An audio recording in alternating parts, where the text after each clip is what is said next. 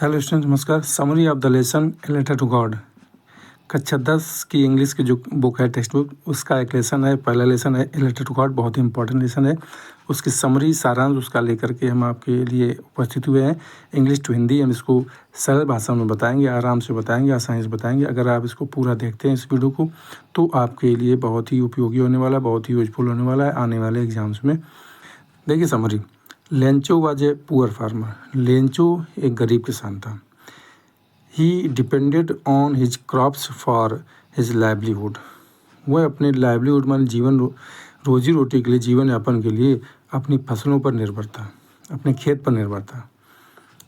His crops were completely destroyed. उसकी फसलें पूर्णतः डिस्ट्रॉयड मान बर्बाद हो गई थी। कैसे बर्बाद हो गई थी? ओले गिरे थे, आंधी पानी बरसा था तेज और ओले गिरे थे। He was in deep distress. वह बहुत ही निराशा में था, हताशा में था, ठीक है, तनाव में था। There was no one he could approach for help. ऐसा कोई नहीं था जिससे वो मदद की गुहार लगा सके या मदद मांग सके। He had strong faith in God. ईश्वर में उसका दृढ़ विश्वास था, ठीक है। Being a simple hearted man, वह बहुत ही सरल, सीधे साधे स्वभाव का व्यक्ति था। सीधे साधे स्वभाव का व्यक्ति होने के कारण ही decided to write a letter to God. उसने ईश्वर के लिए एक पत्र लिखने का निश्चय किया। He requested God to help him and asked for 100 pesos. उसने ईश्वर से ये विनती की कि उसकी मदद करें और 100 पीसोज उसके लिए भेजें फॉर ए सर्वाइवल, उसके जीवन यापन के लिए, ठीक है।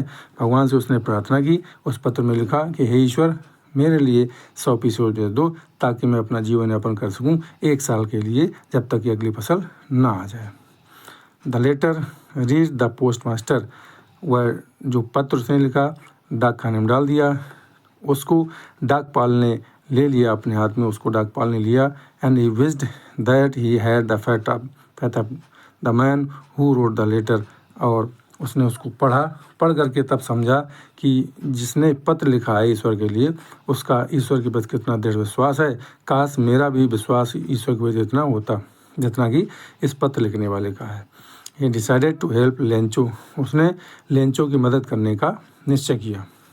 किसने? डाकपाल ने, क्योंकि वो चाहता था कि उसका विश्वास ईश्वर पर से ना डिगे। And sent him 70 pesos. और उसको 70 पीसोज भेज दिए। किसको? लेंचो को भेज दिए डाकपाल ने उसकी मदद के लिए। कहाँ से भेजे? कुछ भाग अपनी सैलरी का दिया, अपनी तनख्वाह का दिया, कुछ अपने विभागीय कर्मचारियों से उसने लिया डोनेशन के रूप में, दान के रूप में। और उसने जो है 70 पीसोज लेंचो की मदद के लिए लिफाफे में भरकर लेंचो को भेज दिए, लेंचो के पते पर। ऑन रिसीविंग द मनी, धन प्राप्त होने पर, Lencho believed that it was God who had helped him. Lencho को धन मिल गया, उसने रिसीव कर लिया, उसको प्राप्त हो गया धन। लेंचो को इतना विश्वास था कि ईश्वर उसकी मदद जरूर करेंगे, ऐसा उसको विश्वास था, ठीक है। और ईश्वर ने उसकी मदद की है, ऐसा उसने सोचा। He found that there were only 70 pesos in the envelope. उसने पाया कि लिफाफे में केवल 70 पीसोज ही हैं, तो इसका मतलब कुछ दाल में काला है। उसने ऐसा संदेह किया। His strong faith in God made him doubt the post office employees who had actually helped him.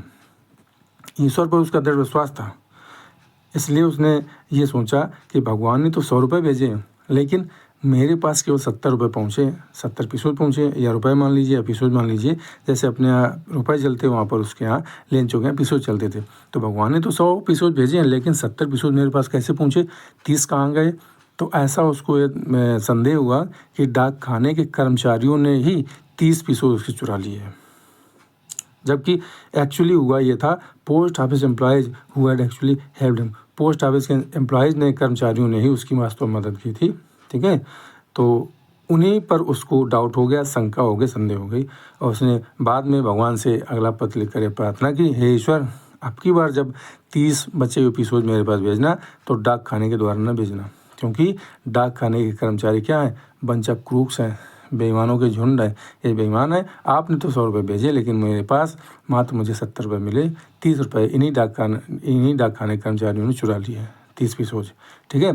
तो चाहे पीसोज को लेकर आप इस कहानी को पढ़िए, चाहे रुपयों के हिसाब से, लेकिन वहाँ जब पीसोज चलते हैं तो पीसोज को ही आप पढ़ेंगे, ठीक है। तो इस तरह से ये हुआ इस कहानी का सारांश। इसको आप ध्यान से पढ़ें, समझें। आपको अगर इस समझ में आई हो स्टोरी, ये कहानी समरी समझ में आई हो, सारांश समझ में आया हो, तो प्लीज़ वीडियो लाइक कर दें।